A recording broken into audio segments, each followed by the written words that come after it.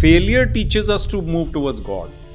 Success also should teach us to move towards God. Why do you think the entire world right now is chasing the material goal? Human experience is necessary for us to understand that there is a divine plan. We have to go through that cycle, and there is a sher which is basically, I'll say it in Urdu, it's फितूर होता है हर दौर में जुदा जुदा, पहले खिलौने, फिर इश्क, फिर पैसा, फिर खुदा खुदा. So we are into toys, we are into crushes, we are into job and career, and then we think God आएगा तो आएगा, retirement के बाद देखेंगे and all that. So basically the purpose of life is to find God, and that is what Paramahansa Yogananda I follow, and all the scriptures said. There is a saying, a 16-year-old admires people with luxuries, a 40-year-old or a 50-year-old admires people with inner peace. तो वो 16 to 40 में आप सीखते हैं, कई लोग नहीं सीखते उसके बाद भी. I'm very happy at the trend of this conversation because it's very important for people to know this.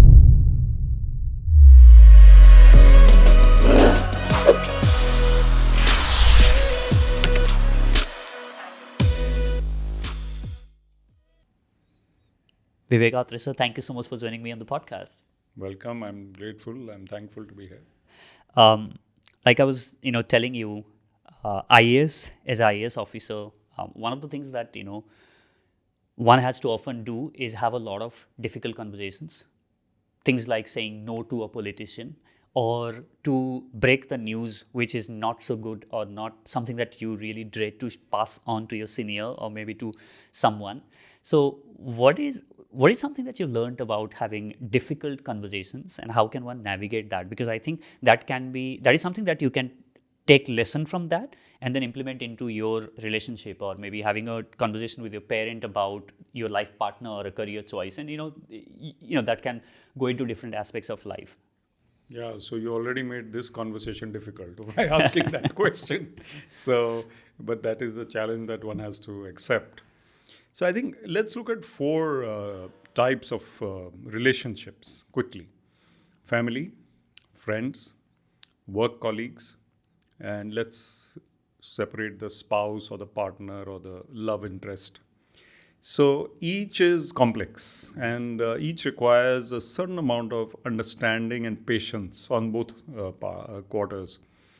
Now, as an IAS officer, you're obviously a human being. You have friends who you have to, look after, who you have to not make them feel that you have become arrogant because you got into the IAS, and you're still the same friend. They should not feel you're not answering their phone or replying, to their calls or calling back. Family should be given time. Mm-hmm. If the kids are small, or if the parents are expecting something, you should give them time. And time is there. It is a skill to take out time for the busiest person. Often I quote this Socrates saying, beware the barrenness of a busy life. So it's a barren life. So find those sparks of love and understanding. So the politician is also a human being. Mm-hmm. So now let's come to the IAS and politician conversation, a difficult conversation, as you said. So he or she will ask you to do something. If it is doable, it is within the rules, it is perfectly fine, then obviously do it. Now what's the issue? And if the politician is calling you up to accelerate something like that, then you respect him or her and do it quicker than it would normally have been done. No harm. But if it is not doable, it is not tenable, it is not acceptable, then you must say no, or you just say that, okay, I'll look into it, but you don't do it. And if he calls back, she calls back again and again, then you say firmly that this can't be done. I've had a look at it, it can't be done. What can they after that do? They will basically feel exasperated and upset with you, and then they will give up, or they'll transfer you. So nothing really matters after that. So if you make a reputation once, then you're okay. So how do you go about saying no to someone? Because I think one of the biggest challenges a lot of people have is saying no to friend, to necessarily, do the things that I'm not interested in, but I have to do it because of social pressure, whether that could be drinking or whether, anything. Yeah. But I think taking lesson from what you've just said, how do I say no? Because that's such a big part, right? Saying no to, I don't want to do this, but I have to say no because of whatever obligation that I have. So even in 2023, we are still dealing with human beings. And human beings have emotions, feelings. So the person who has to say no is someone who feels that this person will not accept my no, or will feel hurt by my no, or will be, I will find it difficult because of this person's personality or closeness to me. So you said alcohol, some friends are saying, yaar, ek sip le lo, that sort of thing. Even I went through it in college. So I never had, I don't drink. But on the last day of our 4 years, they said, Vivek, yaar, ek sip le le, hamari yaar, thoda, hamara ठंडा हो जाएगा दिमाग, because I was such a close friend. So I had a sip for them. अब उससे मुझे क्या फ़र्क पड़ा? But then that no, which I said for 4 years and beyond, is something which was a choice and it has to be done. So I think we should realize that when we are saying that no, it is probably for the benefit of the other person also. You care for that person, you are saying no, which might temporarily hurt them. Let's take the case of a mother. I've heard a saint talking about this. He says the mother doesn't give the child the toy that he wants because the mother knows it's not good for him to play with that too much, something like that. Let's say it's PlayStation or something nowadays. It's not good for him. So the mother says no, but it is a rough no for the child. The child cries. The person we are saying no to in real life might feel bad, but it is temporary. In the long run, they will thank you. So be a little, raise your consciousness and say no. ऐसा नहीं कि we say no to everything, but when it is important to say no, we say no. I have one more question when it comes to IAS or any high-ranking government officers. One of the things that you mentioned, like not to be arrogant, and the general perception is people with that kind of you have a certain power. All of a sudden, like everybody look up to you, respect you. When they come to your cabin, they have a certain sense of fear of what they might. I just can't disappoint this person. Yeah. So how does that changed you, at least in the early part of your career, on being like, hey, you know what, like now I have this power and all of the people, that arrogance can come into you, right? And how can you, not let that sort of run you? Have you, I want to hear your experience with that. So I think being a human being, at times I have also felt that, I have been arrogant with some people at some point of time. But luckily for me, it is an exception to my personality. My father was an IPS officer. So I saw that power that took, as they call it in Punjab, from the beginning. And, he was like, salutes and police and, siren and everything. As a child, I knew that this is part of my life. He died at 50. I got a job in his place in the Haryana Civil Service. Later, I was promoted to the IAS much later. But that respect which he had, I also got. Now, maybe if I was a first generation officer, I may have been a little taken aback or taken in by that power a little more. But here I was a bit used to that kind of thing. So I did not really change my personality. I did not become arrogant. But then when I became deputy commissioner, DC is the key cutting edge post in administration. So I realized suddenly people are, although I was already an IAS officer, suddenly people are respectfully talking to me even more than before. So more they are a little more wary of this person, they are a little more respectful there. So then it is easy to become arrogant. But I think you have to see that you will not be there forever. And these are things which come and go. So I often say that you have to be that person who they respect, not because of the position. So that position comes and goes. But you remain that Vivek or that Bijay or whoever we are forever. That's the thing. This brings me to a very, very interesting, thought that I have. And I think one of the reasons why politicians are so attached to the chair is today you are in power, everybody is there at your doorstep, and you have, if it's some festival or if it's anything, then you get these tons and tons of invitations. Everybody wanna talk to you, connect with you, and all of a sudden the power goes away. Then it's crickets, So, yeah, so it's very, we have to understand. In my motivational talks, I tell the youngsters, life is unpredictable. And life is full of ups and downs. And every day is not the same. So you expect something good to happen and it may not happen at that time. You feel it's a setback. But sometimes you get things which are much better than you had hoped for. So then it is something we should be grateful for. But then, this unpredictability is the magic of life. There is a story which I'll tell quickly here. An SHO who was in Ludhiana, let's say, or in Ambala, North Indian towns, very powerful man. Suddenly he was transferred. So what you said just now. And suddenly people stopped looking at him with that same awe, that aura went, everything went. So he was obviously feeling very let down. People who retire from service, the next morning it hits them. But, well, I took voluntary retirement. So I was 49 and normally people retire at 60. So it is something which I was prepared for. Had I retired at 60, it may have hit me also. So when you retire, you know that you're going to retire. In fact, people who are in their last year of service, they're like, oh yeah, I'm going to retire. You can perceptibly see the changed personality. But they're human, so we feel for them. But then human beings should realize nothing is permanent. And next day you have to drive your own car, which you haven't driven for 35 years. And so you better be practicing that driving in service. I often tell retired officers that if you find it difficult to drive, why don't you just keep one driver, pay him a salary after retirement? He will also deposit your bill and you won't feel that you've retired. You have a driver. So that change should be gradual, I guess. But even if it is sudden, people have to accept it and move on in life and be grounded, whether it's a posting or a retirement. Interesting. The purpose of the life, and this is something that you have said over and over again in so many talks, and I want to go a little deeper into this. The purpose of the life is not power, money, or any of the material, goals that we chase. Yet, for anyone to get to that realization, should have experienced these things, right?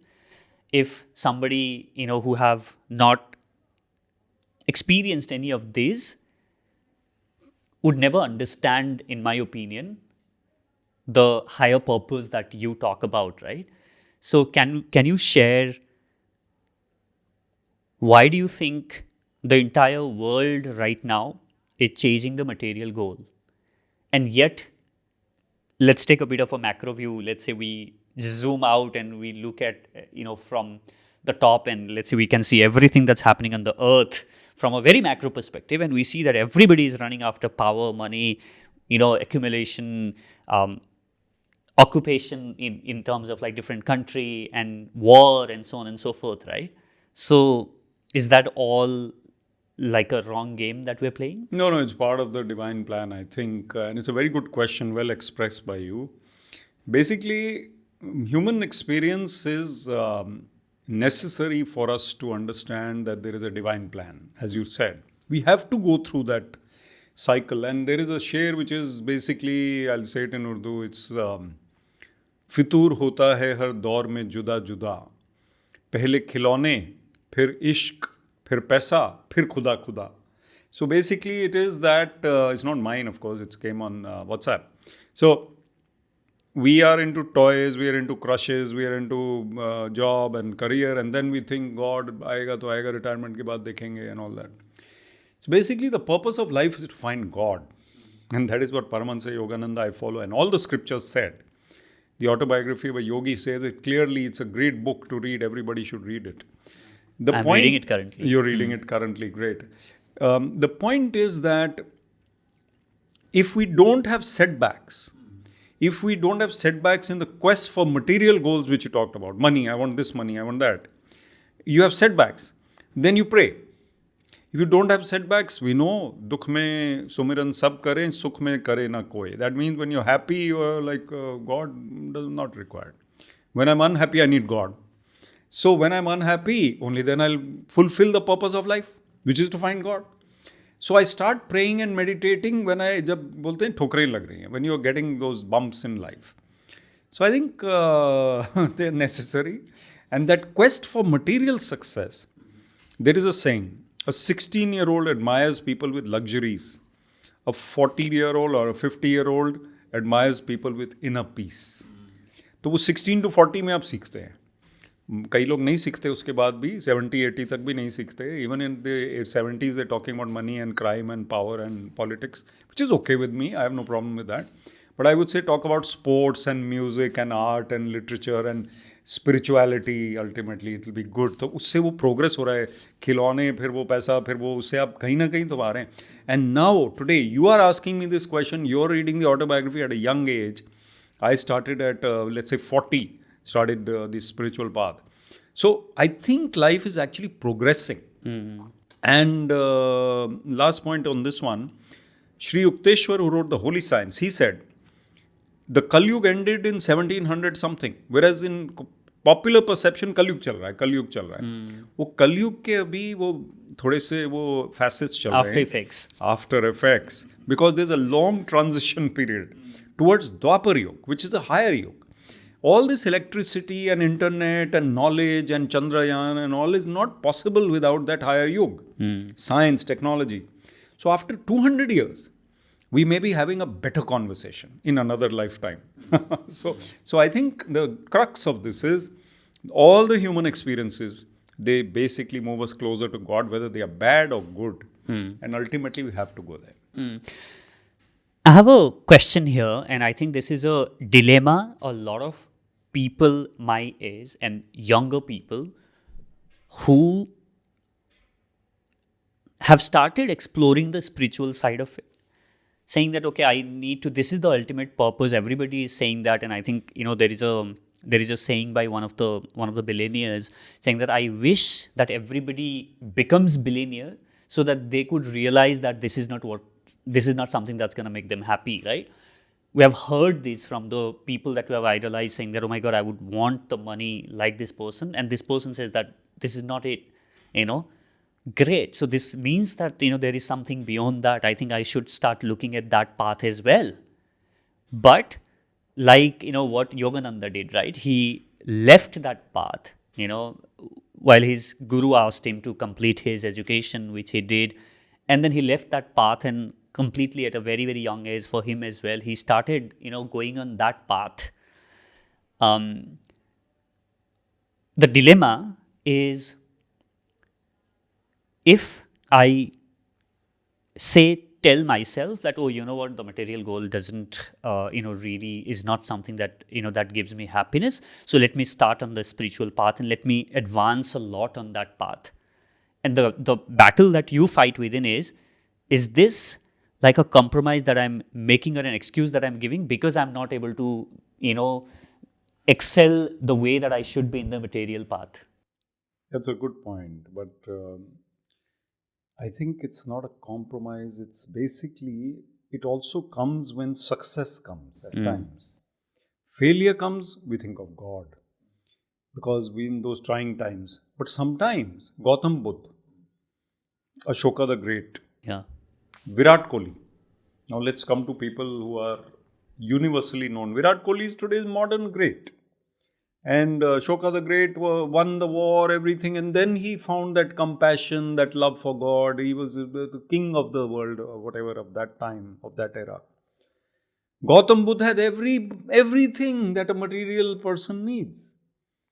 So I think some people, they will find that nothing is giving them joy anymore because they have enough of it. They have so much of material success. You press a button and whatever you want comes. It's like the genie nowadays. Yeah. You press a button, the burger will come. Or you click something, Zomato comes, whoever comes. Or if you have money, you order something, the richest of people can order anything. So what I'm trying to say is that failure teaches us to move towards God. Success also should teach us to move towards God. And in between, people who are still striving to move from the low rungs to the higher rungs, they're too busy in striving. But Paramahansa Yogananda says, if you think of the giver and not his gifts, you will get the giver as well as the gifts. So the world of spirituality contains material success also. A person who is meditating, who is following the spiritual path, will also be materially successful if he wants. So last point on this one is, there was a nun threading a needle. And Daya Mataji was was the senior lady, senior nun, and she's also a follower of Paramahansa Yogananda, president of SRF. The young nun was not able to thread the needle for a while. She was maybe not, her eyesight was not that great. Finally, she did it. She says, Ma, see, the moment I prayed to the Guru that helped me to do this little thing, I did it. So that is great. But Ma, Daya Ma says to her, she says, why didn't you pray to him the first time? So the world of spirituality includes the smallest things. So we should basically try and be connected to the Lord in everything we do, even crossing a red light, a green light. So let it be green. That's the thing. How does one arrive at this is the path that spiritual, there are so many different spiritual paths. Ultimate goal, everybody said that, find the God in any religion, connect to God, find divine and so on and so forth. But there are so many paths. How does one arrive at, okay, this is the path that I want to take in? How did you know that, oh, you know what, this is the spiritual path that I want to follow to get to, to connect with the God and divine? I'm very happy at the trend of this conversation because it's very important for people to know this. Basically, the spiritual path is one, but there are various ways onto the top of the mountain, as they say. You need to reach the top of the mountain. Once you reach the peak, then it's all one. That is the divine. But there could be different pathways. And sometimes you say that these pathways are religions. We could be in the lower parts of the mountain, they are religions. But then they become spiritual paths. All good, true spiritual paths will lead to the peak.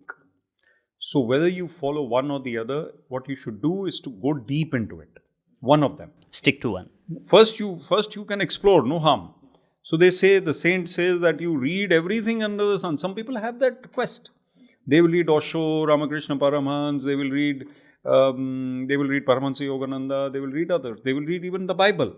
They will read the Quran. They will read the Guru Granth Sahib.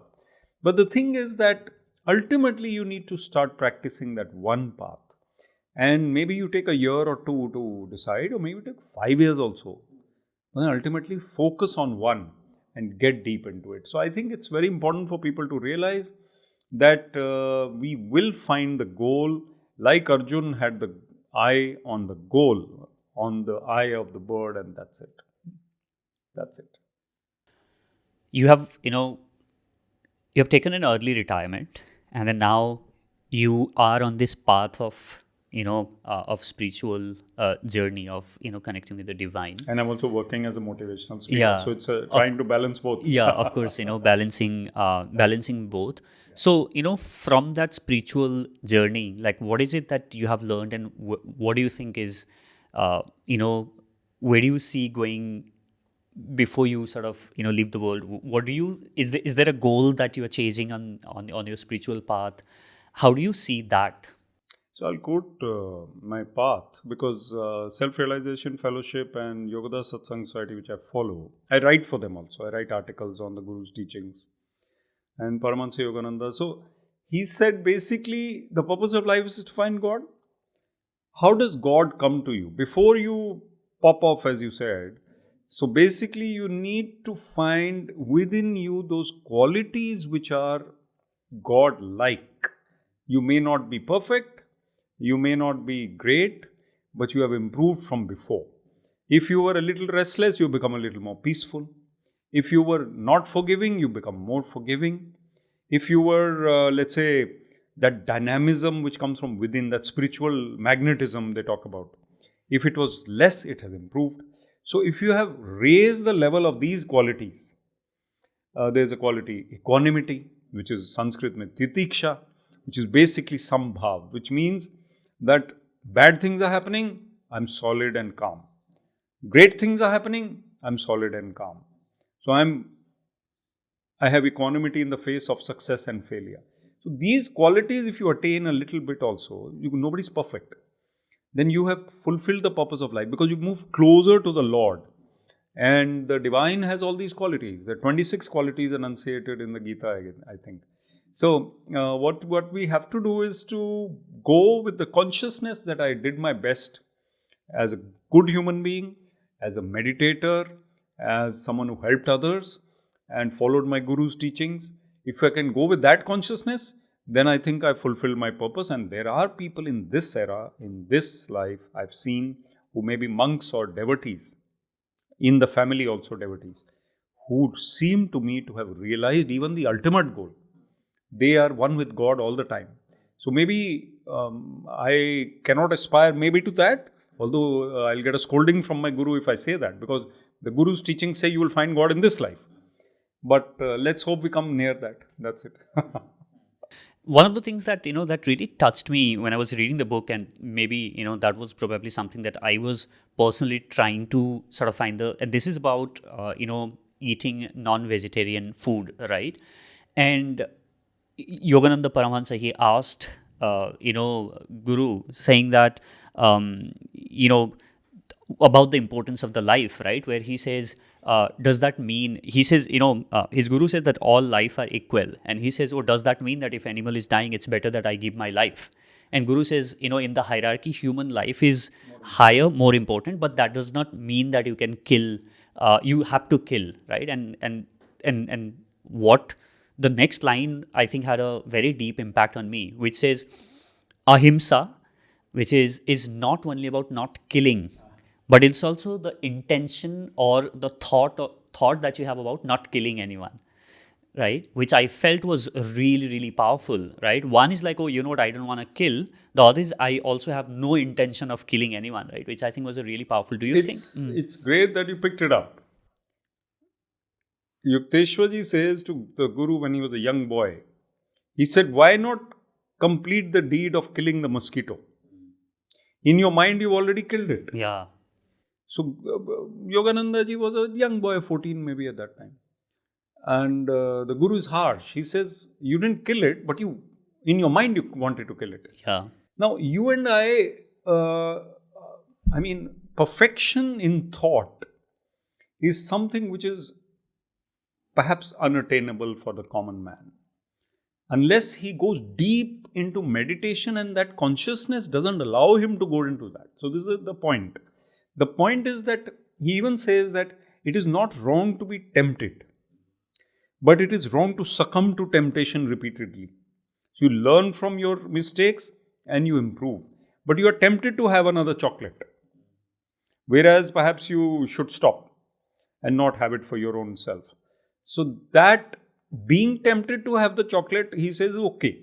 But having the chocolate again and again, which you shouldn't have and affects your health, is wrong. Or perhaps it's somebody else's chocolate, in which case you're stealing it also.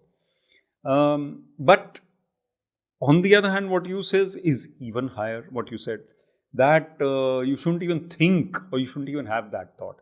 So I think another way to put it, the more you meditate, the more you are regular on the spiritual path, your tendency to think those thoughts will reduce.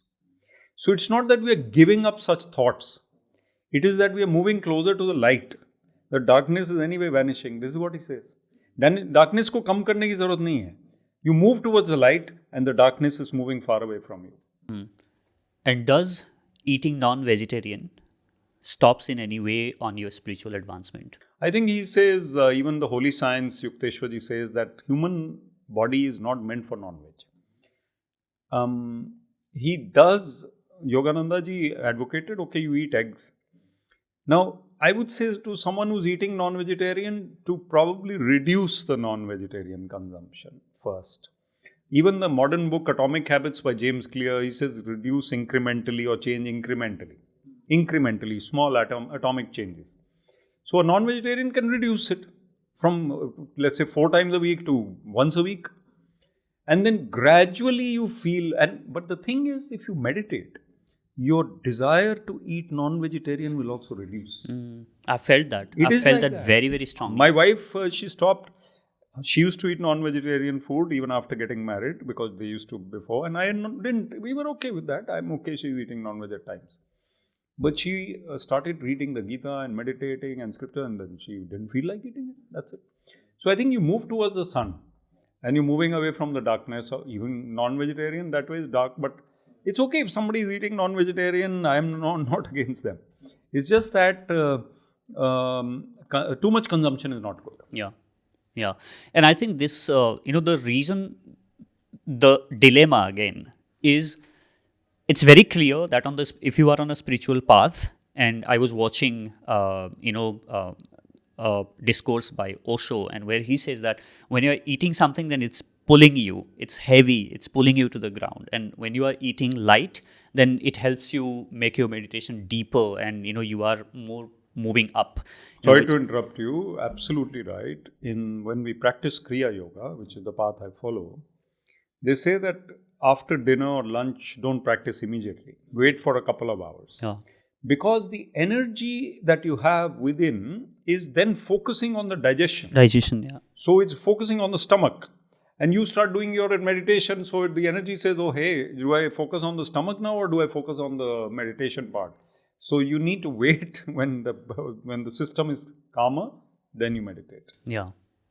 And that's one part of it, right? You know that, oh, you know what, if you want to advance on this path, then this is something that sort of even came up in the meditation, saying that, oh, you know what, and that is one aspect. The other aspect to it is the whole conversation, particularly the conversation that comes from the West about the entire thing about nutrition, where they say that, oh, if you are not eating animal meat, then you are depriving your body of the nutrition. And they would have equally convincing arguments on that, right? And then the average person would look at, oh, you know what, should I look at my own body and the nutrition and the need, or should I look at my spiritual advancement, and then I really want to do it, right? And finding, I think, that balance. And balance is important, but you see, we're not fooling ourselves. In cold climates, in places where meat eating is probably necessary, or it is the only way,